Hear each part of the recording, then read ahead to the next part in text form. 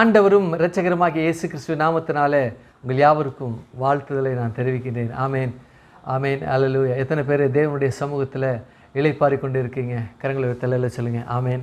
அந்த இளைப்பாறுதலை தேவன் நமக்கு தரிந்திருக்கிறார். ஆமேன். சிரிக்கும்போதே அந்த இளைப்பாறுதலை அனுபவிக்கின்றீங்க.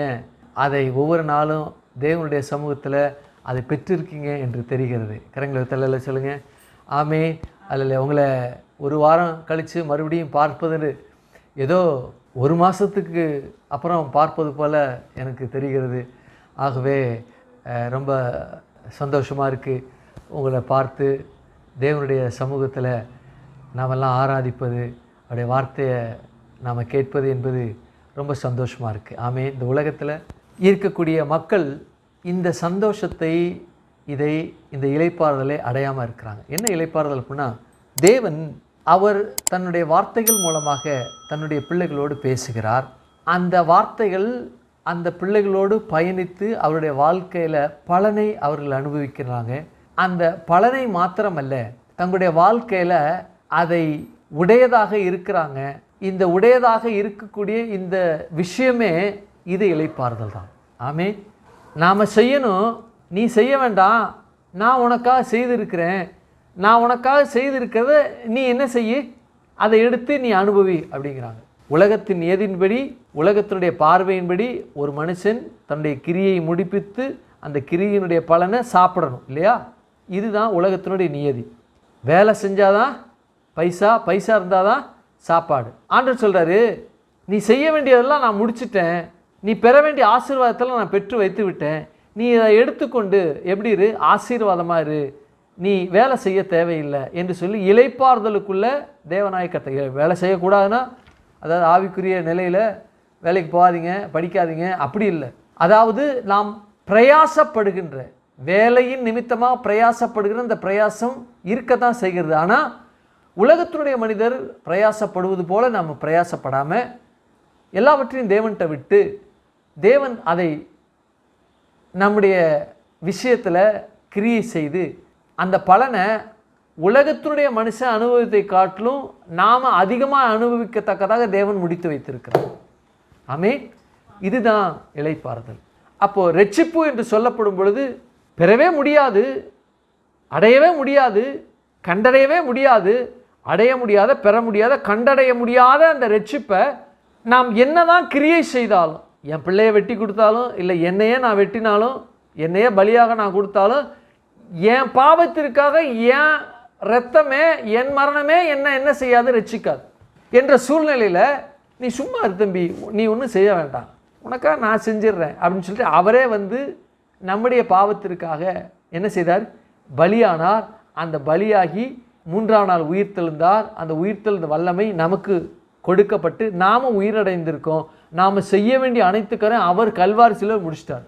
இதுதான் இளைப்பாறுதல். ஆமே. இது ஆவிக்குரிய நிலையில் இருக்கக்கூடிய இளைப்பாறுதல். உலகத்தினுடைய இளைப்பாறுதல்னால் நீ வேலையே செய்யக்கூடாது, படிக்க தேவையில்லை, அப்படி இல்லை. படிக்க வேண்டும், படிக்க வேண்டிய நேரத்தில் படிக்கணும், வேலை செய்ய வேண்டிய நேரத்தில் வேலை செய்யணும். ஆனால் படிக்க வேண்டிய நேரத்தில் படிக்கும் பொழுது உலகத்தினுடைய மக்கள் படிப்பதை காட்டிலும் நாம் அதிகமாக படிக்கத்தக்கதாக தேவன் கிரியை செய்யவும், உலகத்தினுடைய மக்கள் வேலை செய்து பிரயாசப்பட்டு சம்பாதிப்பதை காட்டிலும் 2 மடங்கு அந்த காரியத்தை நாம் பெற்றுக்கொள்ளவும் தேவனாய் கர்த்தர் அந்த இளைப்பாறுதலுக்குள்ளே அதை வச்சிருக்கிறார். எந்த இளைப்பாறுதல்? ரட்சிப்பு என்கிற இளைப்பாறுதல். ரட்சிப்பை அடைய நாம் முடியவே முடியாது. என்ன செய்ய முடியாது? முடியவே முடியாது. ஆனால் அந்த இளைப்பாறுதலை என்ன செய்திருக்கார்? தேவன் நமக்கு வைத்திருக்கிறார். அதை பெற்று தான் நாம் இந்த பூமியில் இளைப்பாறுதலோடு இந்த தேவனுடைய சமூகத்தில் நாம் இருக்கின்றோம். அதை நமக்கு கொடுத்திருக்கிறார். ஆமே, ஆமே. நாம் விசுவாசத்தை குறித்து தியானித்து கொண்டு இருக்கிறோம். விசுவாசமானது நம்பப்படுகிற உறுதியும் காணப்படாதவர்களின் நிச்சயமாக இருக்கிறது என்று சொல்லி எபிரேயர் 11:1 சொல்லப்பட்டிருக்கிறது. விசுவாசம் என்று சொல்லப்படுகிற வார்த்தை உலகத்தில் எல்லா உயிரினங்களும் பெற்றிருக்கின்றது. அப்போது உயிரினம் என்று வரும்பொழுது அதில் நாம் இருக்கிறோம், அது நாமும் பெற்றிருக்கிறோம். அதனுடைய அடிப்படையில் பொதுவான விசுவாசம், உலக பிரகாரமான விசுவாசம், கிறிஸ்தவனுடைய விசுவாசம், தேவனுடைய விசுவாசம், தேவ ரகமான விசுவாசம் என்று சொல்லி நாம் 5 நிலைகளில் இது பிரிக்கப்பட்டு இருக்கிறது. அப்போது இந்த விசுவாசம் என்று சொல்லப்படுகிற இந்த வார்த்தை மனுஷர்களுக்குள்ள இறை நம்பிக்கையில் அல்லது கடவுள் வணங்குகிற வணக்கத்துடைய நம்பிக்கையில் இது 7 விதமாக மனுஷர்கள் பிரிந்திருக்கிறாங்க. எப்படி என்றால், காட்டில் வாழ்கிற ஜனங்கள் இறை நம்பிக்கை அவங்களுக்கு இருக்குது. ஆகையினால தான் இயற்கையை தெய்வமாக வணங்குறாங்க. நல்லா படிச்சிருக்கிறாங்க, இருதயம் குருடாக இருக்குது. ஆகவே இருதயம் குருடான இருக்கிற நிமித்தமாக தங்களுக்கென்று கடவுளை உண்டாக்கி வணங்குகிற ஜனங்கள். அடுத்தது, இந்த உலகத்தில் கிறிஸ்தவம் என்று சொல்லி சிலை வழிபாடு செய்கின்ற சிலை வழிபாட்டு கிறிஸ்தவர்கள். அடுத்தது, பிதா குமாரன் பரிசுத்தாவை நன்கு அறிவாங்க. ஆனால் இந்த உலகத்தில் அவங்க எப்படி இருக்கின்றார்கள் என்றால், ஒரு சராசரி மனிதனைப் போல வாழ்ந்து கொண்டிருக்கிற பெயரளவில் இருக்கக்கூடிய பெயர் கிறிஸ்தவர்கள். அடுத்தது யூதர்கள். அடுத்தது இயேசுவுடைய இரத்தத்தினால கழுவப்பட்ட நம்முடைய சபையில், உலகமெங்கும் ஆவிக்குரிய சபைகளை தேவனை ஆராதித்து தேவனை மகிமைப்படுத்தி கொண்டு இருக்கின்ற அந்த ஜனங்கள் இந்த பூமியில் எப்படி இருக்குன்னா உன்னதமான உயரமான மேலான நிலையில் இருக்கிறாங்க. ஆமே. அப்போ இந்த விசுவாசம் என்று சொல்லப்படுகிற வார்த்தையில் யூதர்களுக்குள்ள இந்த நம்பிக்கை எப்படி இருக்கிறது என்றால், அவர்கள் நம்புகிறாங்க எங்களுக்கு மேசியா வேணும், மேசியா வருவார் என்று சொல்லி. அப்போ வேணும் வருவார் என்று சொல்லப்படுகிற அந்த வார்த்தை வந்துவிட்டார், வேண்டும் என்றவர். ஆனால் அந்த ஜனங்கள் அவரை நிராகரித்துட்டாங்க. அதன் நிமித்தமாக இந்த பூலோகமானது சகல ஜனத்தாருக்கும் இந்த ரட்சிப்பு என்ன செய்தது? கடந்து சென்றது. அவர்கள் விளக்கின இந்த மகத்துவத்தை, அந்த மகத்துவமே தம்மை குறித்து வெளிப்படுத்தி அந்த மகத்துவத்தை பெறத்தக்கதாக அந்த மகத்துவம் நமக்குள்ள கிரியை செய்த நிமித்தமாக நாம் உட்கார்ந்துருக்கோம். ஆமே. அல்லேலூயா. அப்போ 2024 ஆண்டுகளுக்கு முன்பாக ஆண்டவராக இயேசு கிறிஸ்து மகத்துவத்தின் தேவன் மகத்துவமாக மேசியாவாக இந்த பூலோகத்திற்கு வந்து மேசியா தான் முன்னாடி நிற்கிறார். நீங்கள் யோவான் 3 பார்த்தீங்க அப்படின்னா, மேசியா வருவார் என்று நாங்கள் கேள்விப்பட்டிருக்கோம், நீ பேசுகிற அவர் நான் தான் அப்படிங்கிறார். யார்கிட்ட? சமாரிய ஸ்திரீகிட்ட சொல்கிறார். வாசிங்களேன், 4:25 வாசிங்க. யோவான் 4:25 வாசிங்க. எந்த ஸ்திரீ? சமாரிய ஸ்திரீ அவரை நோக்கி, யாரை நோக்கி? இயேசுவை நோக்கி, கிறிஸ்து எனப்படுகிற மேசியா அறிவேன். அதாவது கிறிஸ்துவகிட்டேயே மேசியா கிட்டேயே கிறிஸ்து எனப்படுகிற மேசியா வருவார் என்று அறிவேன். அவர் வரும்போது எல்லாவற்றையும் நமக்கு அறிவிப்பார். வாசிங்க, தொடர்ந்து வாசிங்க. என்றால் அதற்கு இயேசு, இந்த பாருமா, உன்னோட பேசுகிற நான் தான் அவர், மேசியா நான் தான், கிறிஸ்து நான் தான் அப்படிங்கிறார். ஆமே. அப்போ மேசியா வந்தாயிற்று. சமாரிய ஸ்திரீக்கு அவர் மேசியாவாக அறிவத்தக்கதாக அவர் வெளிப்பட்டார். யூதர்களுக்கு அப்படிதான் வெளிப்பட்டார். ஆனால் அவங்க பார்வை, அவங்களோட பெர்ஸ்பெக்டிவ் வேறபடி இருந்தபடினால அவரை நிராகரித்தாங்க. அவர் என்ன செய்தாங்க? நிராகரிச்சிட்டாங்க. அப்போ தேவனாகிய கர்த்தர் இந்த பூமியில் அவர் தன்னை மேசியாவாக வந்தார். ஆனால் மேசியாவாக வந்த அவர் இந்த யூத ஜனங்கள் கண் மறைக்கப்பட்டபடினால் அவர் ஏற்றுக்கொள்ள முடியல. 2024 ஆண்டுகளுக்கு முன்பாக ஒரு மனுஷனை தேவன் சந்தித்தார். அந்த மனுஷனை பேர் என்னன்னா நிக்கதேமு. அவர் யார் என்றால் பரிசேயன். அவன் ஒரு யூதன். அது மாத்திரமல்ல, போதகன். அவர்கிட்ட சொன்னார், நீ மறுபடியும் பிறக்கணும்னாரு. ஐயோ, நான் எப்படி பிறக்க முடியும் மறுபடியும்? என் தாயின் வயிற்றில் போய் நான் மறுபடியும் பிறக்க முடியுமா என்று கேட்டதுக்கு, இல்லை, நீ மறுபடியும் பிறக்கணும் அப்படின்னு சொல்கிறாரு. அப்போது மோசேயுடைய ஆகமத்தை வாசித்து பார்த்தியே, நீ போதிக்கிறையே, நீ வாசித்து போதிக்கிற அந்த மோசேயுடைய ஆகமத்தில் வெண்கல சர்ப்பத்தை அவன் உயர்த்தினா, அதுபோல் நானும் உயர்த்தப்பட்டிருக்க வேண்டும். கடிபட்ட ஜனங்கள் எல்லாரும் விஷத்தினால், பாம்பின் விஷத்தினால் கடிபட்ட ஜனங்கள் எல்லோரும் வெண்கல சர்ப்பத்தை நோக்கி பார்த்து பிழைத்து கொண்டாங்க. பாவம் என்கிற பாம்பு உன்னையும் உன் மூதாதையரும் உலகத்தில் சகல ஜனங்களையும் தீண்டி இருக்கு. என்ன பார்க்கணும்? எப்படி பார்க்கணும்? நீ பார்க்கணும், பர்டிகுலராக நீ பார்க்கணும். எப்படி பார்க்கணும்? மதத்தினுடைய காரியத்தின்படி அல்ல. எல்லாவற்றையும் நான் செய்து பார்த்துட்டேன். சட்டத்திட்டங்கள், நியமனங்கள், கோட்பாடுகள், 10 கற்பனைகள், பண்டிகைகள், பலிகள், வழிமுறைகள், இன்னும் பிரமாணங்கள், நியாய பிரமாணங்கள் எல்லாம் நான் செய்து பார்த்துட்டேன். ஒன்றும் என்னை கழுவலை. எனக்கு கில்ட்டியாக இருக்குது. நான் வெளியில் வரும்பொழுது நான் பாவம் எனக்குள்ளே இருக்கேன்னு வர்றேன். இதெல்லாம் பொய்த்து போயிடுச்சு. எசப்பா, உடைய இரத்தத்தினால என்னை கழுவுங்க, அப்படி பாரு அப்படிங்கிறாரு. அப்போ தான் தேவன் சொல்கிறாரு, அற்புதமான ஒரு வார்த்தையை பேசுகிறாரு. தேவன் தம்முடைய ஒரே பேரான குமாரனை விசுவாசிக்கிறவனும் அவன் கெட்டு போகாமல் நித்திய ஜீவனை அடையும்படிக்கு அவரை தந்துருளி. யார? இயேசுவை தந்துருளி. இவ்வளவாய் உலகத்தில் அன்பு கூர்ந்தார். யார் அன்பு கூர்ந்தார்? தேவன் அன்பு கூர்ந்தார். எப்போ அன்பு கூர்ந்தார்? 2024 ஆண்டுகளுக்கு முன்பாக கல்வாரி சிலுவையில் அன்பு கூர்ந்தார். அதையா? இல்லை. உலக தோற்றம் முதற்கொண்டே அவர் அன்பு கூர்ந்தார். உலக தோற்றம் முதற்கொண்டு அடிக்கப்பட்ட ஆட்டுக்குட்டி. பேதுரு வெளிப்படுத்தின 13 சொல்லப்பட்டிருக்கு. அப்போ சொல்லப்பட்ட அந்த வார்த்தை என்றால் எப்போ அவர் அடிக்கப்பட்ட ஆட்டுக்குட்டி என்று உலக தோற்றத்துக்கு முன்பா என்று சொல்லப்பட்டதோ அப்பொழுதே அன்பு அங்கே வெளிப்பட்டுருச்சு. என்ன செய்யப்பட்டுருச்சு? அன்பு அங்கே வெளிப்பட்டுருச்சு. அப்போ ஆண்டவர் ஆதாம் ஏவாளை படைச்சாங்க. அவங்க பாவம் செய்தாங்க. பாவம் செய்த பொழுது அந்த அன்பானது என்ன செய்தது என்றால், அந்த அன்பானது அவர்களுக்குள் பயணித்தது. அன்பானது பயணித்தது. காயின் ஆபேல் அவங்களுக்குள்ள பயணித்தது. காயின் கொலை செய்தான், அவனுக்குள்ளேயும் பயணித்தது. அவன் அடிக்கல, அவனுக்குள்ள அன்பு இருந்ததுனால தான் அவனை என்ன செய்தார்? தேவன் விட்டு வச்சார். அவங்க சந்ததிகளுக்கு பயணித்தது. நோவாக்குள்ள பயணித்தது, அவங்களுடைய சந்ததிகளுக்குள்ள பயணித்தது. Same com யாப்பேத்து. அந்த யாப்பேத்து அந்த சேமுடைய வம்சத்துக்குள்ள ஆபிரகாம் வந்தான், அவனுக்குள்ள பயணித்தது. என்னுடைய குமாரனாகிய ஈசாக்குக்குள்ள பயணித்தது. ஈசாக்குடைய குமாரன் யாக்கோபுக்குள்ள பயணித்தது. யாக்கோபுடைய குமாரன் இந்த 12 பேருக்குள்ளேயும் அது பயணித்தது. அந்த குடும்ப ஒட்டுமொத்தத்தும் அந்த இந்த பரிபூர்ண அன்பு பயணித்தது. இப்போ கடந்த வாரத்தில் நம்ம ஆதியாகமத்தின் புத்தகம் 46 அதிகாரத்தை நாம் என்ன செய்து தியானித்து கொண்டு இருக்கோம். முக்கியமான அந்த அனுபவங்கள்லாம் இன்றைக்கும் அது நம்முடைய வாழ்க்கையில் அது பயணிக்கத்தக்கதாக அன்று நடைபெற்ற சம்பவங்கள் என்ன செய்யப்பட்டிருக்கு. அன்பு எப்படி அந்த நாளில் பயணித்ததோ அதுபோல் இந்த நாளில் பயணித்து கொண்டிருக்கிறது என்பதை தியானித்து கொண்டு இருக்கு இல்லையா? ஆமென், அல்லேலூயா. அப்போது கடந்த வாரத்தில் யாக்கோபு இந்த யோசேப்பை பார்க்க எங்கே இந்த 16 இந்த கானானிலிருந்து எங்கே செய்கிறான்? எகிப்துக்கு போகிறான், பலியிடுறான். பலியில் என்ன இருக்குன்னு பார்த்தோம்? பாதுகாப்பு இருக்குது. என்ன இருக்குது? பலியில் என்ன இருக்குது? உடன்படிக்கை இருக்குது, பாதுகாப்பு இருக்குது, ஆலோசனை இருக்குது, சுகம் இருக்குது இல்லையா? இது என்ன செய்த பார்த்தோம். அப்போது உடன்படிக்கை பலியின் மூலமாக உறுதி பண்ணப்பட்டது. அங்கே பாதுகாப்பு அவனுக்கும் அவனு பிள்ளைகளுக்கு உண்டானது. தேவன் ஆலோசனை கொடுக்கிறார். அப்போது கடைசியாக அந்த பலியின் மூலமாக மூதாதைகள் செலுத்தின பலி, இவன் செலுத்தின பலியின் மூலமாக ஆசீர்வாதத்தை பெறுகிறான். அது பிக்சர் கடந்த வாரத்தில் என்ன செய்தான் பார்த்தோம். இப்போது அந்த ஆசீர்வாதத்தை பெற்று அந்த பலியின் மூலமாக எல்லாவற்றையும் பெற்று இப்போ என்ன செய்கிறான்னா, எகிப்துக்கு போகணும், பயம் உண்டாகுது. அப்போ ஏன் பயம் உண்டாகுது என்று சொல்லி ஆழமாக பார்த்தோம் இல்லையா? அந்த காலத்தில் காட்டுமிராண்டிங்க ராஜா முதற்கொண்டு அந்த ராஜாவுடைய அந்த நாட்டினுடைய பிரஜைகள்லாம் காட்டுமிராண்டே இருந்தாங்க. மனைவி அழகாக இருந்தால் போட்டு தள்ளிட்டு, கணவனை போட்டு தள்ளிட்டு எடுத்துகிட்டு போயிடுவானுங்க. ரொம்ப அழகாக இருந்தால் குடும்பத்தையே அழிச்சிட்டு எடுத்துகிட்டு போயிடுவானுங்க. என்ன செய்வானுங்க?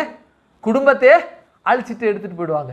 இந்த நாளில் நிறைய அப்படிப்பட்ட சில பேர் சொல்லக்கூடிய அளவுக்கு இருக்கக்கூடியவர்கள்லாம் பெண் நிமித்தமாக, திருமணத்தின் நிமித்தமாக எல்லா பேரும் அந்த காட்டுமிராண்டி, அந்த நாட்களில் நடைபெற்ற காட்டுமிராண்டித்தனத்தை இன்றும் செய்திருக்கிறாங்க. ஜீவன் ஜோதி வழக்கு இல்லையா? நமக்கு நல்லா தெரியும். நான் உள்ளே போக விரும்பலை, நான் எக்ஸ்பிளைன் பண்ண விரும்பவில்லை. ஜீவன் ஜோதி வழக்கு, அந்த வழக்கு ஜீவன் ஜோதியை கணவரை கொன்று அந்த முதலாளி என்ன செய்தார்? ஜீவன் ஜோதியை அடைய வேண்டும் என்பதற்காக ஜீவன் ஜோதியினுடைய கணவனை கொன்று. இது அந்த காலத்தில் நடந்தது, இன்று நடக்கிறது. இப்போது 1-2 நடக்கும். அந்த காலத்தில் எல்லாருமே செய்வாங்க. பணம் படைத்தவங்க இந்த நாளில் செய்கிறாங்க. ஆனால் அந்த காலத்தில் என்ன செய்தாங்க?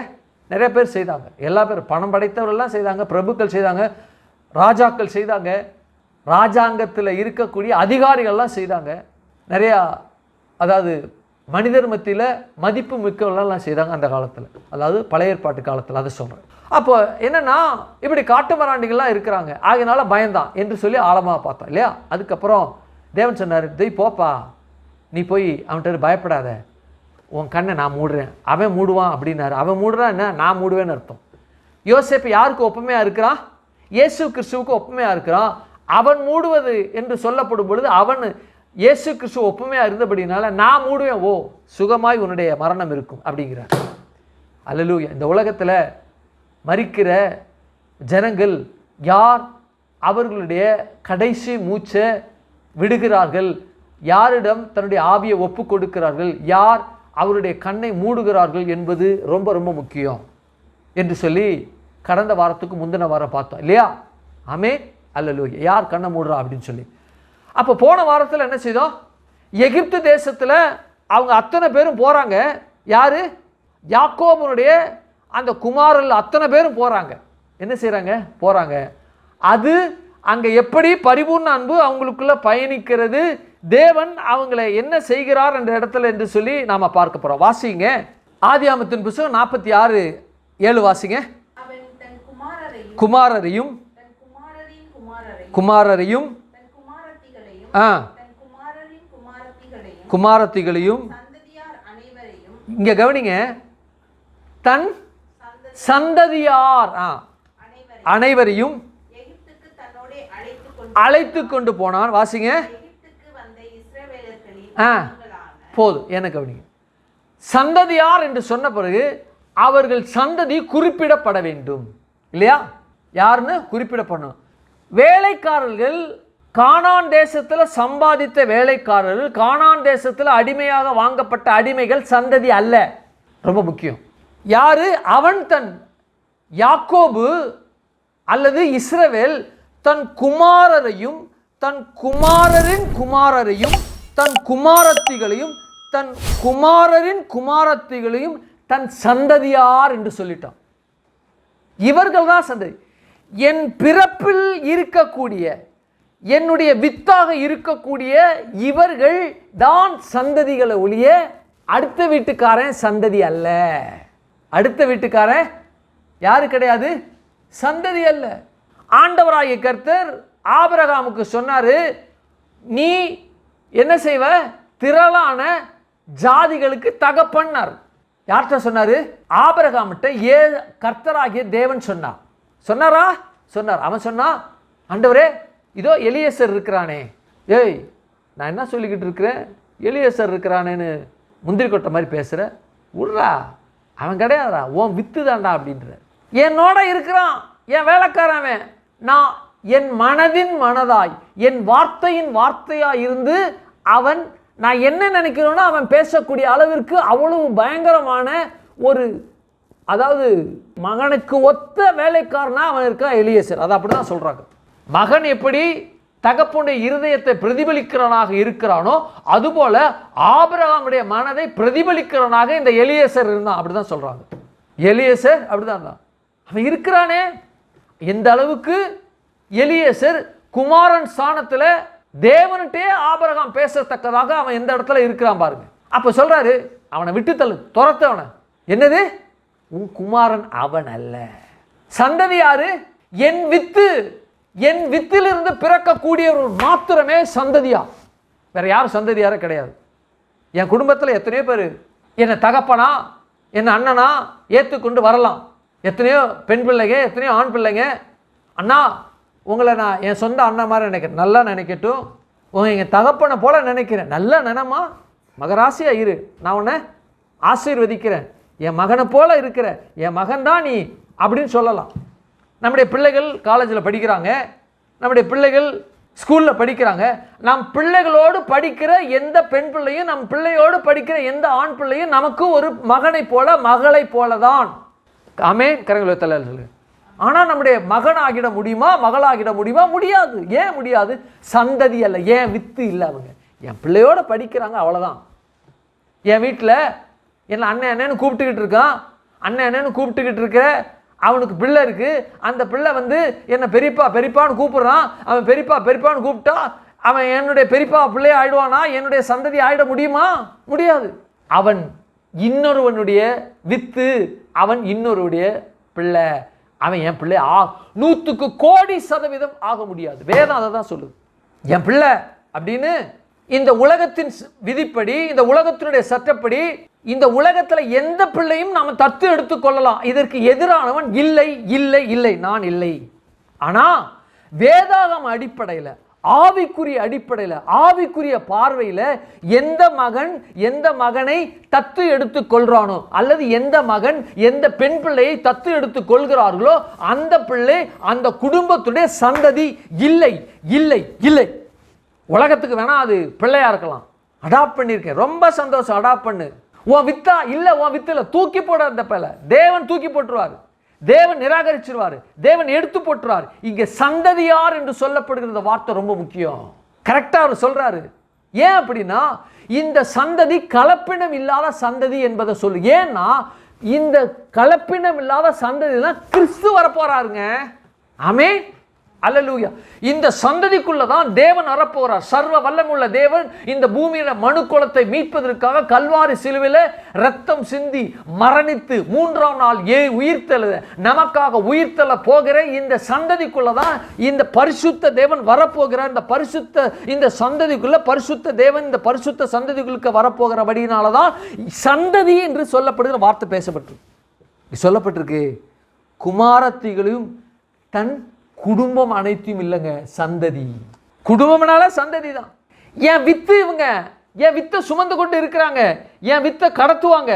ஆபிரகாமுடைய வித்து, ஈசாக்குடைய வித்து, யாக்கோபுடைய வித்து, யோசேப்புடைய வித்து, 12 கோத்திரத்தை வித்து எல்லாம் இந்த 12 கோத்திரங்கள் பெரிய பெரிய பெரிய பெரிய பெரிய அந்த 12 கோத்திரம் ஆபிரகாம் வித்து, ஈசாக்குடைய வித்து, யாக்கோபு வித்து பெரிய 6 லட்சம் புருஷர்கள் அதுல வெளியே வர போறாங்க. ஒரு பெரிய தேசமா இருக்க போறாங்க. அந்த பெரிய தேசமும் ஈசாக்கு, ஆபிரகாம், இந்த யாக்கோபுடைய வித்தை சுமந்து இருக்கிற அவர்களுடைய சந்ததி மாத்திரம்தான். அவருடைய சந்ததி மாத்திரம்தான். எலியேசர் இருக்கட்டும், எலியேசர் வந்தானா யாக்கோபுடைய இந்த சந்ததிக்குள்ள இருந்தானா இருந்திருக்க கூடும். எலியேசருடைய பிள்ளைகள் அதுக்குள்ள இருந்திருக்க முடியும். ஆனால் அதை தேவன் ஒருபோதும் மென்ஷன் பண்ணல. இங்க பாத்தீங்க அப்படின்னா இங்க ரூபன் முதற்கொண்டு நப்தலி வரைக்கும் இருக்கக்கூடிய அனைத்து பேரும் சொல்லப்பட்டிருக்கு. யோசேப்புடைய பிள்ளைகள் உட்பட அனைத்து பேரும் சொல்லப்பட்டிருக்கு. யாரு வரல? எலியேசருடைய பிள்ளைகள், எலியேசருடைய அந்த சந்ததி இதில் குறிப்பிடப்படவில்லை என்பதுதான் நிதர்சனமான உண்மை.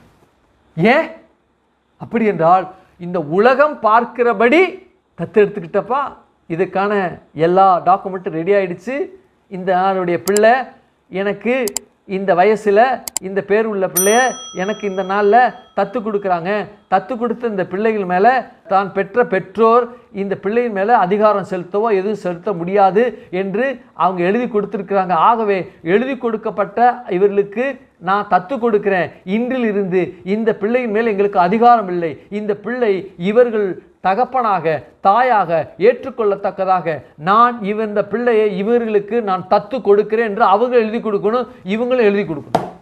என் பிள்ளை வந்துருச்சு, எனக்கு என் பிள்ளைய கர்த்தருக்கு எடுத்தாரு. கர்த்தர் கொடுக்கல, நீ எடுத்துக்கிட்ட, நீ வச்சுக்கிட்ட உன் பிள்ளைய. பிள்ளையா நீ வச்சுக்கிட்ட, தேவன் பார்க்கிற பார்வையில் அது அருவருப்பு. சொல்றாரு இல்ல, விரட்டிட்டாரு. இஸ்மவேல் என்ன சொன்னாரு? சாரால் சொல்படி நீ கீழ்ப்படி, சாரால் சொல்படி நீ செய். ஏன்னா ஆகார்ட்டேந்து உன் வித்தா இருந்தாலும் இவன் வேற்று பெண் பிள்ளையுடைய பெற்றபடினால இந்த பிள்ளை உன்னுடைய வித்து இல்லை, சாரால் சொல்படி நீ கீழ்ப்படி என்று சொல்லி ஆபிரகாமுக்கு தேவன் கட்டளை. ஏன்னா இவனுடைய வித்து இருக்கு, ஆனா இவனுடைய சந்ததியில வந்த சாரால் பெற்ற பிள்ளை அல்ல, அடிமை பெண்ணாகிய இன்னொரு தேசத்தினுடைய பெண்ணாகிய பெற்ற பிள்ளை இருக்கிறபடினால வித்து இல்லை தம்பி, இவ இன்னொரு வித்தை சுமந்து கொண்டு இருக்கிறா, வேற்று இனத்தால், ஆகையினால இது உனக்கு இல்லை, இஸ்மவேல் உன்னுடைய சேஷ்ட புத்திரன் அல்ல. அப்படியும் வந்துட்டார். லீகலா மனைவியா இருக்கிறவர்கள்ட்ட இருந்துதான் என்ன உண்டாகும் அப்படின்னா சுதந்திரம் உண்டாகும். அந்த காலத்துலலாம் பார்த்தோம் அப்படின்னா திருமணம் முறைப்படி செய்து வைத்திருப்பாங்க. அந்த திருமணத்தின்படி இருக்கிற பிள்ளைகள் தான் வேதத்தின் அடிப்படையின்படி வித்து பிள்ளைகள். அப்புறம் கல்யாணம் ஆகி நல்ல வசதியெல்லாம் வந்த பிறகு அவர் தனியாக வீடு வச்சிருப்பார், சின்ன வீடு வச்சிருப்பார். இந்த காலத்தில் இருக்கான்னு தெரியாது, இருக்குன்னு நினைக்கிறேன். அந்த காலத்தில் அப்படிலாம் இருந்துச்சு. ஒரு மனைவி, 2ஆம் தரம், இது 3ஆம் தரம், அது முதல் தரம் தான் முக்கியம் இல்லையா? அதைத்தான் எல்லாரும் முதன்மைப்படுத்துவாங்க. 2ஆம் தரம், இது 3ஆம் தரம், 3ஆம் தரத்து பிள்ளை, இது 2ஆம் தரத்து பிள்ளை அப்படிம்பாங்க. அப்போது அந்த பிள்ளைகள்லாம் வேதத்தின்படி பிள்ளைகள் அல்ல, பிள்ளைதான், உலகத்தினுடைய நியதிபடி பிள்ளைதான், ஆனால் வேதத்தின்படி அவர்கள் பிள்ளை. அவர்கள் நியாயப்படி நீதியின்படி திருமணம் செய்த முதல் திருமணம் நடந்த அந்த பெண்ணோடு அக்னி சாட்சியோடு அல்லது கிறிஸ்தவர்களாக இருப்பார்களானால் சர்ச்சில் கைபிடித்து யார் கொடுத்து முதல் மனைவியா. அந்த காலத்தில் கிறிஸ்தவர்களுக்கு கூட முதல் தரம் 2ஆம் தரம்லாம் இருந்துச்சு. ஏன்? திருமண சட்டம் அதிகமாக இயற்றப்படலையா அல்லது அது கடைபிடிக்கப்படலையா என்று எனக்கு சரியாக தெரில. ஆனால் அப்படிலாம் இருந்துச்சு. ஆனால் சட்டம் சொல்லுது முதல் திருமணம் தான் உண்மையான மனைவிக்கு சொத்துக்கு பாத்திரவான்கள் என்று சொல்லி. இவர்கள் பார்த்து உயில் எழுதி வைச்சா இருக்கலாம். அப்படிதான் இருக்குன்னு நான் நினைக்கிறேன், எனக்கு சரியா தெரியல. அப்ப வேதம் என்ன சொல்லுது? சந்ததியார் என்று சொல்லப்படும் பொழுது அவனை வித்துவை பற்றி பேசுகிறது. இந்த வித்துல அடிமைகள் இல்லை, அந்த வித்துல யார் இல்லை, வேலைக்காரர்கள் இல்லை, அந்த வித்துல பணம் கொடுத்து வாங்கப்பட்ட நபர்கள் இல்லை இல்லை இல்லை. ஏன்? பரிசுத்தர் ஒருவர் வரப்போகிறார். இது பரிசுத்த ஜாதி. இந்த ஜாதியில பரிசுத்தர் வரப்போகிறபடினால கலப்பு இதில் இல்லை என்பதை என்ன செய்யறாருன்னா தேவன் இங்கே படம் காமிக்கிறார், அப்படியே பிக்சரைஸ் பண்றார். ஆமே, அன்பு பாருங்க, ஒரு பரிசுத்த ஜாதியிலிருந்து பரிசுத்தர் வர வேண்டும். அந்த பரிசுத்தர் வந்து இந்த ஜாதியில, இந்த பரிசுத்த ஜாதியில, இந்த பரிசுத்த கோத்திரத்தில், இந்த பரிசுத்த ஜனத்துக்குள்ள இந்த பரிசுத்தர் வரும்பொழுதுதான் என்ன உண்டாகும் என்றால், இந்த மீட்பானது செய்து முடிக்கத்தக்கதாக, இந்த மீட்பானது நிறைவேற்றி முடிக்கத்தக்கதாக அந்த பரிசுத்த ஜாதியானது, பரிசுத்த சந்ததியானது விளங்கப்பட வேண்டும். கண்ணா பின்னான்னு கலந்துட்டாங்க. எங்கள் அப்பா ஆப்பிரிக்காக்காரரு, எங்கள் அம்மா ஆஸ்திரேலியாக்காரரு. இப்போ நான் ஆஸ்திரேலியாவுக்கும் ஆப்பிரிக்காவுக்கும் பிறந்தவேனா? இப்போ நான் ஆப்பிரிக்கா ஆஸ்திரேலியோ அப்படின்னு சொல்ல முடியுமா? சரி, இருந்தாலும் இப்போது இந்தியாவில் வந்திருக்கிறேன். இந்த இந்தியாவில் வந்திருக்கிறேன்னா என் மனைவி சைனாக்காரி, நான் இந்தியாவில் இருக்கிறேன். அப்போ சைனா நானா இப்படியே ஒன்று குழம்பி போய், இப்போ என்னுடைய பிள்ளைகள் ஜப்பான்காரன், என்னுடைய பிள்ளை ஜப்பான்காரியை அப்படி கல்யாணம் பண்ணால் யோசிச்சு பாருங்க, இந்த சந்ததி எப்படி இருக்கும் பாருங்கள். அப்படியே அதாவது வண்டிக்காரன் குழம்பு மாதிரி ஆயிரும், குழம்பி போயிடும். ஒரு ஐடென்டிட்டி இருக்குமா? உதாரணத்துக்கு சொல்கிறேன். எப்படின்னா, இப்போ நான் இருக்கிறேன், என்னுடைய மனைவி இங்கே முன்னாடி உட்காந்துருக்காங்க நான்சி என்று சொல்லி, அவங்க தமிழர், நம்ம திருமணம் செய்திருக்கிறேன். ஒருவேளை நான் ஒரு ஜப்பான்காரங்களை திருமணம் செய்திருப்பேன் என்றால், இப்போ எனக்கு பிறந்த பிள்ளைங்க 2 பேர் இருக்கிறாங்க. ஒன்று, அதாவது என் மனைவியை போல மூத்த பையனும், 2வது பிள்ளை என்னை போல. எல்லாரும் சொல்லுவாங்க, பாஸ்டர் உங்களை போலயே இவன் ஜெராக்ஸ் காப்பியாக இருக்கிறான் பாஸ்டர் அப்படிம்பாங்க. இதே இது நான் ஜப்பான்கார அந்த பெண்ணை நான் திருமணம் செய்திருப்பேன் ஆனால் என்னுடைய வித்து தான். ஆனால் முதல் பிள்ளை அம்மா மாதிரி இருக்குது அப்படின்னா அந்த கண்ணு 2ம் ஒட்டி இருக்கும், 2வது பிள்ளையும் ஒட்டி தான் இருக்கும். அந்த பிள்ளை பார்த்தோம் அப்படின்னா என்னை பிரதிபலிக்கிற ஐடென்டிட்டி அந்த பிள்ளைக்குள்ளே இருக்காது. ஜீனுக்குள்ளே வேணால் இருக்கலாம், ஒருவேளை இருக்கலாம், ஆனால் என்னை பிரதிபலிக்கிறதா இருக்காது. ஏன் அப்படின்னா சந்ததி விளங்கப்பட வேண்டும். சந்ததி விளங்கப்படும். தமிழர், நான் இந்தியன் அப்படின்னா இந்தியாவுக்குள்ள எந்த பெண்ணை நான் திருமணம் செய்தாலும், அல்லது இந்தியாவுக்குள்ள என் மகனுக்கு எந்த பெண்ணை நான் திருமணம் செய்தாலும், என் மகனுடைய ஐடென்டிட்டி இந்த இந்திய பெண்ணுக்குள்ள இருந்து என்ன செய்யும்? வெளிப்படும். இதுதான் உண்மை. ஏன்னா அந்த காலத்தில் புறதேசத்து உள்ள அடிமைகளை தனக்கென்று வைத்து கொண்டாங்க. அந்த புறதேசத்து தனக்கென்று வைத்து கொண்ட பெண் பிள்ளைகளையும் தனக்காக என்ன செய்தாங்க? மனைவியாக ஆக்கி கொண்டாங்க. அதுக்கு உதாரணம் யாருன்னா ஆபிரகாம் ஒருத்தர். வரலாற்று அறிஞர்லாம் சொல்கிறாங்க, ஈசாக்கு ஆபிரகாமுக்கு ஒத்த முகத்தை போல இருப்பான் என்று சொல்கிறாங்க. ஆனால் ஆகார் பெற்ற இஸ்மவேல் இந்த ஆபிரகாமை போல இல்லாமல் இந்த அடிமை பெண்ணாகிய எகிப்தினுடைய பெண்ணு எப்படி உதடெல்லாம் பெருசாக இருக்கோ அதுபோல் ஆபிரகாமை வித்தா இருந்தாலும் இந்த எகிப்து தேசத்தானை போல தான் இந்த இஸ்மவேல் இருந்திருப்பான் என்று சொல்கிறாங்க. இதைத்தான் சொல்கிறாங்க. இங்கே என்ன செய்யலை? கலப்பு இல்லை. என்ன செய்யலை? கலப்பு இல்லை. சந்ததி விளங்க வேண்டும். தேவனுடைய பரிசுத்த அந்த சந்ததி அதுக்குள்ள விளங்கப்பட வேண்டும் என்றால், இந்த விளங்கப்பட வேண்டிய இந்த இதுக்குள்ள எந்த தேசத்தினுடைய வேலைக்காரனோ, எந்த தேசத்தினுடைய அடிமை பெண்ணோ, எந்த தேசத்தினுடைய அல்லது அடிமைகளோ இந்த சந்ததிகளுக்குள்ள வர முடியாது. இல்லை இல்லை இல்லை.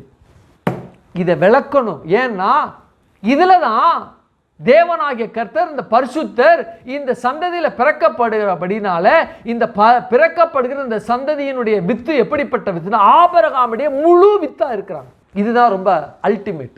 ஆபிரகாம் வித்தும் ஆப்பிரிக்கன் வித்தும் சேர்ந்து இல்லை. ஆபிரகாமுடைய வித்து, ஆப்பிரிக்கனுடைய வித்து யாரு? இஸ்மவேல். அவன் போயிட்டான், விரட்டி விட்டுன்ட்டார். உன் மனைவி சாராள் சொல்றத படி கேட்டு அவளை விரட்டிருன்ட்டார். யார? ஆபிரகாம். என்ன சொல்லிட்டாரு? விரட்டிருன்ட்டார். இஸ்மவேல் என்ன செய்யப்பட்டான்?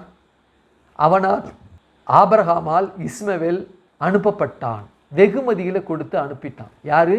ஆபிரகாம் கொடுத்து. அப்போ அங்கிருந்தே என்ன செய்தாரு? தேவன் ஃபில்டர் பண்ணிட்டார்.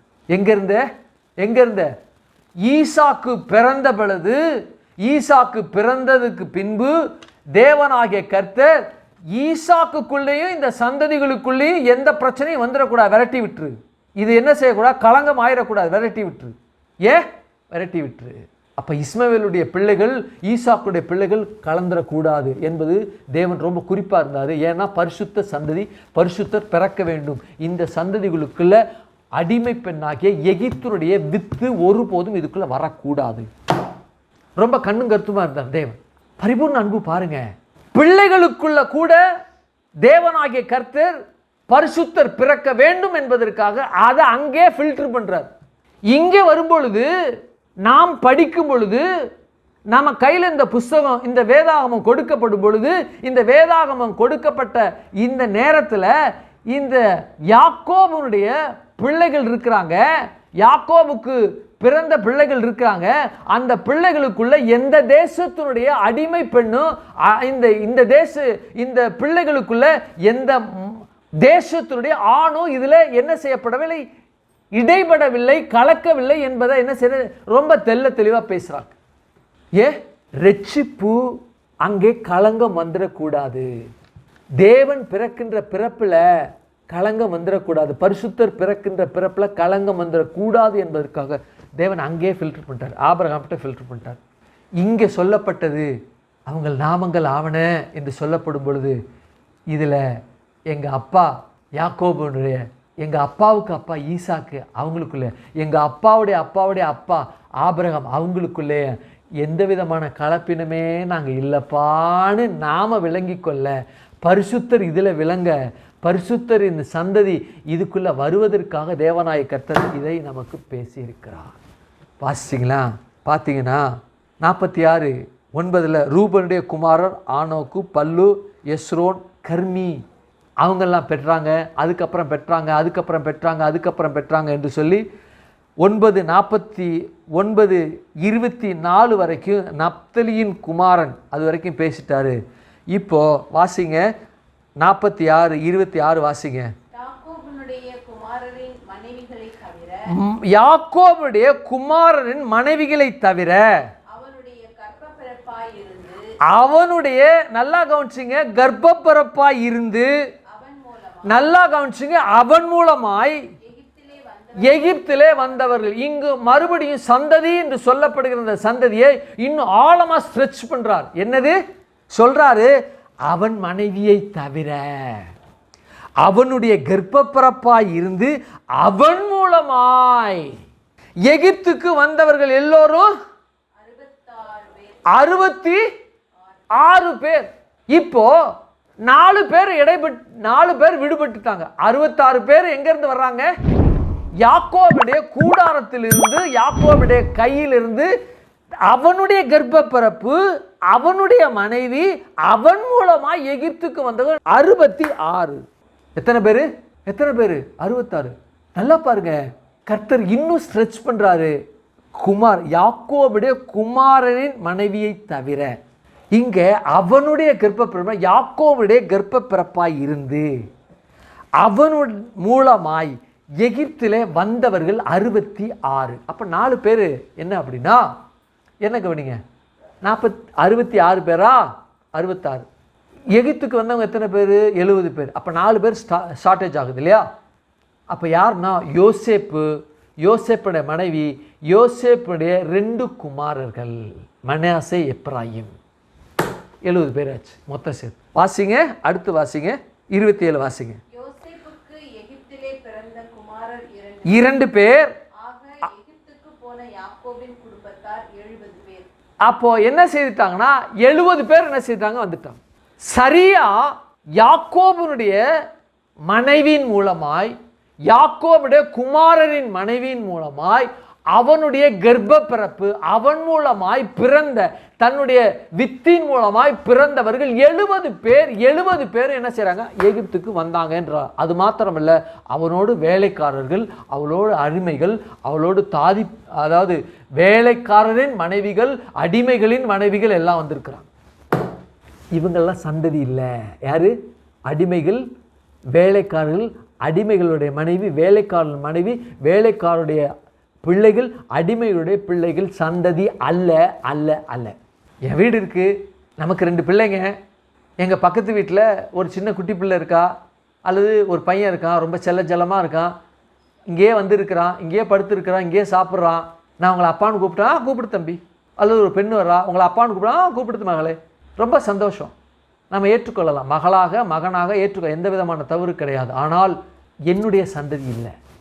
கரெக்டாக ஸ்ட்ரெச் பண்ணுறாரு, கரெக்டாக ஸ்ட்ரெஸ் பண்ணுறாரு. தேவன் சொல்கிறாரு, யாக்கோபுடைய குமாரன் மனைவியை தவிர, அதாவது மனைவிகள் என்ன செய்கிறாங்க, அவங்க யாக்கோபுடைய குமாரன் மனைவிகள் இருந்தாங்க. அவனுடைய கர்ப்பப்பிறப்பாய், யாக்கோபுடைய கர்ப்பப்பிறப்பாய் இருந்து அவன் மூலமாய் என்று சொல்லப்பட்டு. ரொம்ப அற்புதமான வார்த்தை. இந்த பரிபூர்ண அன்பு இவனுக்குள்ள பாருங்க என்ன செய்கிறது, வருகிறது. அடுத்து வாசிங்க, 28 வாசிங்க. 46, 28. கோசே நாட்டிலே சொல்ல அனுப்பினான். சரி, அடுத்து வாசிங்க. படுத்தி ஏறி போய் கண்டு கட்டி கொண்டு அழுதான். போதும், என்ன கவனி. இங்க சந்ததியை பற்றி பார்த்தோம். பரிபூர்ண அன்பு இந்த சந்ததிகளுக்குள்ள எப்படி பயணித்தது என்று சொல்லி, இங்கே ஒரு மிக முக்கியமான ஒரு குமாரனுக்கும் தகப்பனுக்கும் இருக்கக்கூடிய இந்த உறவின் அன்பை அற்புதமாய் போர்ட்ரே பண்ணப்பட்டிருக்கு. இங்கே யாக்கோபுடைய குமாரன் யோசேப்பு தன்னை விட்டு பிரிந்து கிட்டத்தட்ட 12 வருஷம் ஆயிடுச்சு. எத்தனை வருஷம் ஆயிடுச்சு? தன்னை விட்டு பிரிந்து 12 வருஷம். சரி, இப்போ வெகு காலத்திற்கு அப்புறம் என்ன செய்கிறாங்கன்னா, 2 பேரும் என்ன செய்கிறாங்க, ஒருத்தரை ஒருத்தர் சந்திக்கின்ற நேரம். அன்பு பாருங்க, தாய், அதாவது குமாரனுக்கும் தகப்பனுக்கும், தகப்பனுக்கும் குமாரனுக்கும் உள்ள அன்பு, இந்த தேவனுடைய அன்பு அவர்களுக்குள், இருவர்களுக்குள் பயணிக்கிறபடியினால தான் இந்த அன்பு என்ன செய்யப்படுகிறதுனா, அங்கே என்ன செய்கிறதுனா ஒரு அனுபவமாக, ஒரு மிகப்பெரிய ஒரு உணர்ச்சி வசப்பூர்வமான ஒரு சம்பவம் அங்கே நிறைவேறுகிறது. மறுபடியும் சொல்கிறேன், தேவனுடைய பரிபூர்ண அன்பு இருவருக்குள்ளும் பயணிக்கிறபடினால இருவருடைய அன்பு அங்கே அனுபவமாக இருக்கத்தக்கதாக இந்த அன்பானது அங்கே என்ன செய்யப்படுகிறதுனா பயணிக்கிறது, அங்கே ஒரு அனுபவமாக மாறுகிறது. இப்போ யாக்கோபு 16 கிளம்பிட்டான். அங்கே கானான் தேசத்திலேருந்து கிளம்பி எகிப்துக்கு போகிறான். எங்கே போகிறான்னா கோசேன் நாட்டுக்கு போகிறான். கோசேன் என்ற இடத்துக்கு, இந்த ஏரியாவுக்கு, அந்த ரெஜிமுக்கு, அன்றைக்கி அந்த அது பேர் என்னது, அங்கே ப்ராவின்ஸுக்கு அவன் போகிறான். அந்த இடத்துக்கு போகிறான். யார் போகிறா? யாக்கோபு போகிறான். எப்பா நான் வர்றேன், என் பிள்ளை அங்கே இருக்கிறான், என் பிள்ளை இருக்கிறதுனால நீ போய் சொல்லு அப்படின்னு சொல்லிட்டு, யாரை சொல்லலை அப்படின்னா, தான் குமாரர்களுக்குள் இருக்கக்கூடிய 11 பிள்ளைகளுக்குள்ள யாரையும் தேர்ந்தெடுக்கல. யாக்கோபு யூதாவை தேர்ந்தெடுக்கிறான். ரீபாக்கா மாஷேகே அந்தரபாலா. ஆமென், அல்லேலூயா. இப்போ யூதா கோத்திரத்தை அவர் தேர்ந்தெடுக்கிறபடினால, யூதா என்றால் பிரைஸ், துதி என்று அர்த்தம் இல்லையா? நம்ம பார்த்தோம். யூதா கோத்திரத்தில் ஏன் இவன் தேர்ந்தெடுக்க வேண்டும், யாக்கோபு தேர்ந்தெடுக்க வேண்டும் என்றால், இந்த யூதா கோத்திரத்தில் இருக்கக்கூடிய இந்த யூதா தான் என்னன்னா இருவருக்கும் பிரிட்ஜு மாதிரி இருக்கிறான். யாருக்கும்? இந்த யாக்கோபுக்கும் இந்த யோசேப்புக்கும். அப்பா வர்றாருப்பா தம்பி, அப்பா வர்றாரு என்று அங்கே போய் ஒரு சொல்லி அவனை பிரிட்ஜு பண்ணுறதுக்காக போகிறான். நாம் இந்த பூமியில் இருந்தோம், இந்த பூமியில் வாழ்ந்து கொண்டு இருந்தோம். நாம் தேவனுக்கு எப்படி இருந்தோம்னா துன்மார்க்கனாய், நாம் தேவனுக்கு விரோதியாய், நாம் தேவனுக்கு பகைஞராய், நாம் தேவனுக்கு துரோகியாய் இருந்தோம். யூதா கோத்திரத்தில் இருந்த இயேசு துரோகியாய், பகைஞனாய் அல்லது விரோதியாய் இருந்த நம்ம பிள்ளையா, அவரோடு சிநேகிதனா, அவரோடு ஒப்புரவாக்குற ஊழியத்தை செய்து இந்த ஒப்புரவாக்குன காரியத்தை யூதா கோத்திரத்தில் இருந்து வந்த இயேசு அதை செய்தார். எப்படி பாருங்க, இது பாருங்க. தான் போகலை, காத்து போகலை, நப்தலி போகலை, இன்னும் சிமியோன் போகலை, லேவி போகலை. யாரை அனுப்பினான்றா? இந்த யூதாவை யூதாவை அனுப்பினான். யூதாவை அனுப்புகிறான். இந்த கோத்திரத்தில் தான் இயேசு வருகிறார். அப்போ தொலைந்து போன மகன் கண்டெடுக்கப்படுகிறான். தொலைந்து போன நாம் இயேசுவால் கண்டெடுக்கப்பட்டோம். அவர் யூதா கோத்திரத்தார். யூதா கோத்திரத்தில் உள்ளவர். அவர் நமக்கும் தேவனுக்கும் ஒரு பாலத்தை ஏற்படுத்துகிறார். இங்கே செய்தியை கொண்டு போகிறவன் யூதா. தகப்பனுக்கும் பிள்ளைக்கும் உறவை ஏற்படுத்துறது யூதா போகிறாங்க. ராபா காமானா ஷலா கபாலா. எவ்வளவு அற்புதம் பாருங்க. இந்த சம்பவங்களை பார்க்கும் பொழுது தேவனுக்கும் நமக்கும் இருக்கிற உறவை, தேவனுக்கும் நமக்கும் இருக்கக்கூடிய ஐக்கியத்தை, அவருக்கும் எனக்கும் இருக்கக்கூடிய அந்த உறவினுடைய அந்த தன்மையை அப்படியே பிக்சரைஸ் பண்ணுது இந்த யாத்திராகமத்தின் புத்தகம் 46, 28, 29 இந்த வசனம். ஆமென், ஹல்லேலூயா. போய் சொல்கிறான். சொன்ன வரட்டும், கிழமை வர இப்போ படுறா அண்ணே, போய் படு, அந்த ஆள் வரட்டும், வயசாகி போயிடுச்சு, வர்றார், நான் தான் வர சொன்னால் வரணுமா, துப்புன்னு வர்றாரு, போய் படு, நானும் படுக்கிறேன், எனக்கு நிறையா வேலைலாம் இருக்குது, இன்னும் பஞ்சம் நிறையா இருக்குது, நிறையா வேலையெல்லாம் இருக்குது, போய் படு, நான் பார்த்துக்கிறேன், வரட்டும், வந்து கதவை தட்டுன்னு. அப்படியா? இல்லை, பரிபூர்ண அன்பு யோசேப்புக்குள்ளே இருக்கிறபடினால எங்கள் அப்பா என்னை விளக்கலை, எங்கள் அண்ணனுங்க என்னை விற்று போயிட்டாங்க, நான் என்ன செய்ய வந்தேன் அப்படின்னா இந்த பிரிவினையிலிருந்து ஒரு இணைக்கப்படுகிறேன். நான் பாவம் செய்யலை, என் மூதாதையர் ஆகிய ஆதாம் பாவம் செய்த நிமித்தமாக நான் தேவனை விட்டு பிரிஞ்சிட்டேன். தேவனை விட்டு பிரிந்த நான் யூதா கோத்திரத்தில் வந்த ஒரு இரட்சகர் வந்து செய்தியை சொல்லி நான் இந்த இரட்சிப்பின் காரியத்தை முடிச்சுட்டேன், என்னை ஏற்றுக்கொள் என்று சொல்லி எப்படி ஒப்புரவாக்கினாரோ அதுபோல பிரிந்து போன என் சகோதரரால் பிரிந்து போன நான் சகோதரரை கொண்டே தேவன் முடித்தார். இந்த இரட்சிப்பை இழந்து போன இந்த இரட்சிப்பை மீட்கும்படி, என்னுடைய மூதாதையரால் இழந்து போன இந்த இரட்சிப்பை பெரும்படி என்னுடைய தகப்பனாகிய மூதாதையராகிய இன்னொரு இயேசு என்னுடைய பட்சத்தில் என் சகோதரனாக என் தகப்பனாக இருந்து எனக்காக ஜீவன் கொடுத்தார். ஆமென், அல்லேலூயா. சொல்லப்பட்டிருக்கு பாருங்க, யோசேப்பு கோசே நாட்டில் சந்திக்க வரும்படி சொல்ல யூதாவை தனக்கு முன்பாக அவனிடத்தில் அனுப்பினான்.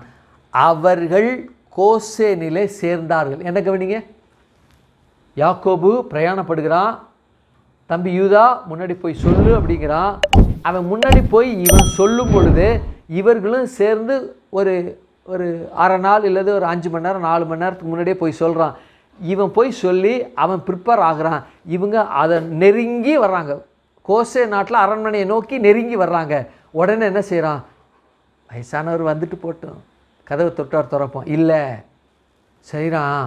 பாருங்க, யோசேப்பு தன் ரதத்தை ஆயத்தப்படுத்தி அதின் மேல் ஏறி தன் தகப்பனாகிய இஸ்ரவேலை சந்திக்கும்படி போய் இஸ்ரவேலை கண்டு இஸ்ரவேலின் கழுத்தை கட்டி கொண்டு வெகு நேரம் இஸ்ரவேலின் கழுத்தை கட்டி விடாமல் அழுதான். ஆமே, எங்கள் அப்பா நான் பிரிஞ்சிட்டேன், எங்கள் அப்பாவுக்கு நான் ரொம்ப செல்லப்பில்லை, வெளியில் கிடைக்கிறதெல்லாம் என்னென்னவோ கிடைக்கிற எல்லாத்தையும் வந்து என்கிட்ட வாங்கி கொடுப்பாரு. எங்கள் அப்பா வெளியில் போனால் எதையும் சாப்பிட மாட்டார், என் பிள்ளைகள் பட்னியாக இருக்குமே, அவர் சாப்பிட்டார்னா அதையே வாங்கிட்டு வருவார். எங்கள் அப்பா எனக்கு என்னென்னவெல்லாம் அவர் பார்க்காதெல்லாம் என் பிள்ளைக்கு வாங்கி கொடுத்தாரு, என் பிள்ளையா எனக்கு வாங்கி கொடுத்தாரு, பல வர்ண அங்கியெல்லாம் எனக்கு கொடுத்தாரு, என் பிள்ளை அப்படின்னு சொல்லிட்டு உச்சிதமான உயர்வான பதார்த்தங்கள்லாம் எனக்கு கொடுத்தாரு. அந்த அப்பாவை பிரிஞ்சிட்டேன், எங்கள் அப்பா இல்லை, எங்கள் ரத்தம் இல்லை, நான் போய் பார்க்குறேன். பரிபூர்ண அன்பு இருக்கிறவன் தான் தன் தகப்பனை பார்க்க, தன் தகப்பனை கனம் பண்ண இப்படி ஓடி வரும். பரிபூர்ண அன்பு எந்த தகப்பனுக்குள்ள இருக்கிறதோ அந்த தகப்பன் தன்னுடைய பிள்ளை வாழ்ந்திருக்கும் பொழுது தன் பிள்ளை வாழ்ந்திருக்கிற அந்த காரியத்தை பார்ப்பதற்காக அந்த பிள்ளையோடு போயிருப்போம், பிள்ளையோடு போவான். பரிபூர்ண அன்பு ருசித்து தேவனுடைய பரிபூர்ண அன்பை ருசிக்கிற எந்த மகனும் தன் தகப்பனை தன்னுடைய தாயை எப்படின்னா அவன் ஒவ்வொரு நாளும் தன்னுடைய தகப்பனை மேன்மை தன்னுடைய தாயை தன் குடும்பத்தை மேன்மை பாராட்டுகிற மகனாக இருப்பான். பரிபூர்ண அன்பு யோசேப்புக்குள்ள இருந்தபடினால எங்க அப்பா இல்ல, எங்க அப்பாங்கிறது பார்வனை காட்டிலும் பெரியவர். அவரு பார்வன் என்ன பார்வன், பெரிய பார்வன் அவன் கிடக்கான். எங்க அப்பாயா செல்லமா என்னை வச்சிருந்தாரு, பல அர்ணியம் பல வர்ணம் அங்கேயே எனக்கு கொடுத்து என் அழகு பார்த்தா எங்கள் அப்பா இல்லை, எங்கள் அப்பா முதிர் வயதாக இருக்கிறாரு. ஆஹா, என் கண்ணு அப்படியே அவரை பார்த்து அகமையில் அப்படியே கண்ணெல்லாம் என் கண் அப்படியே பூத்து போயிருக்கிறது, என் கண் அப்படியே அப்படியே வறண்டு போய் இருக்கிறது, எங்கள் அப்பாவை பார்க்குறேன் அப்படின்னு சொல்லிப்பாங்க.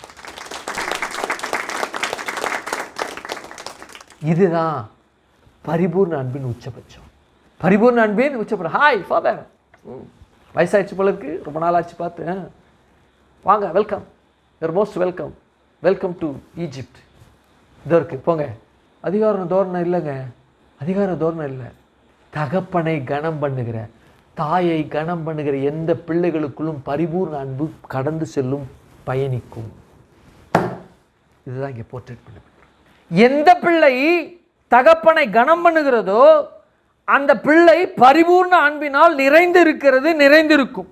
எந்த பிள்ளை தாயை கனம் பண்ணுகிறதோ அந்த பிள்ளைகளுக்குள்ள தேவனுடைய பரிபூர்ண அன்பு, தேவனுடைய பரிபூர்ண அன்பு அந்த பிள்ளைகளுக்கோடு பயணிக்கும்.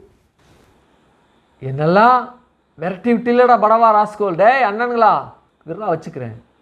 எங்கள் அப்பா கூட கண்டுக்கல பத்தியா, அதட்டி எதுவும் கேட்கல, அந்த ஆளும் வச்சுக்கிறேன். இல்லை சொல்கிறான், நம்மெல்லாம் சாகாதபதிக்கு உங்களை பயன்படுத்தி என்ன இந்த எகிப்துக்கு அனுப்பிச்சிருக்கிறாரு, நான் இந்த இடத்துல இருக்கிறேன், ஜீவ ரட்சனை அடையும்படிக்கு தேவன் தான் இதை செஞ்சார், நீங்கள் செய்யலை, நான் உன்னை மன்னிக்கிறேன் அப்படின்னா. பரிபூர்ண அன்பு இருக்கிறபடி தான் இதை பேச முடியும். பரிபூர்ண அன்பு இருக்கிற எந்த மனுஷனுக்குள்ளதான் இந்த வார்த்தை வருமே தவிர பரிபூர்ண அன்பு பயணிக்காத எந்த மனுஷன் இடத்துல இப்படிப்பட்ட வார்த்தைகள் வராது, வரவே வராது.